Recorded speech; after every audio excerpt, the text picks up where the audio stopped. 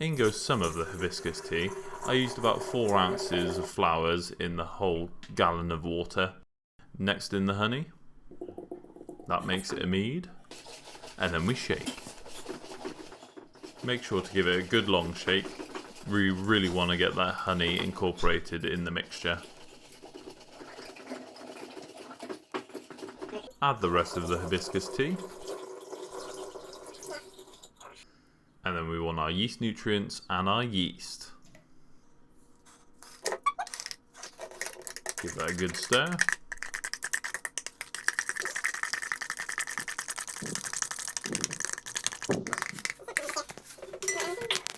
And add it to the mixture. And then we give it another shake.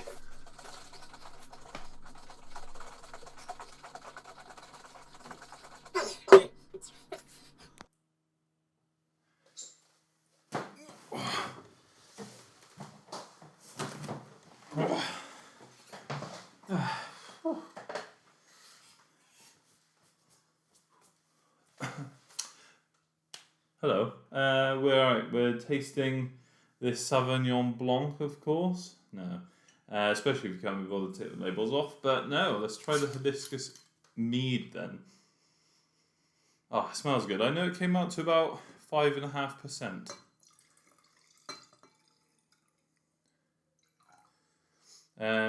So it's not a particularly strong one, but yeah, you can mostly smell the hibiscus from that. I think you can smell the mead, the honey.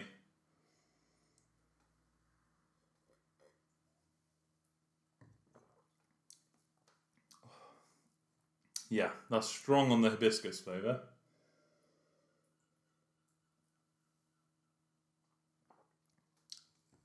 Yeah, it would definitely be better letting it age a little bit, because that is quite strong on the alcohol.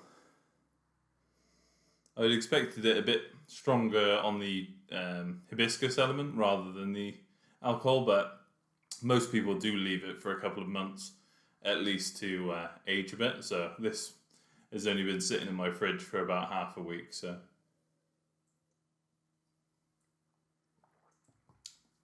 yeah, but that would be a lovely one for summer. I mean, we are in the height of summer now. It is really hot today, so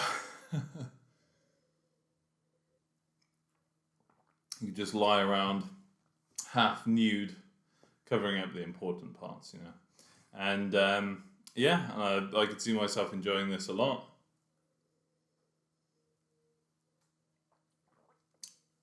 I don't know if I can really taste the honey. Really, all I taste is the hibiscus, but it's nice and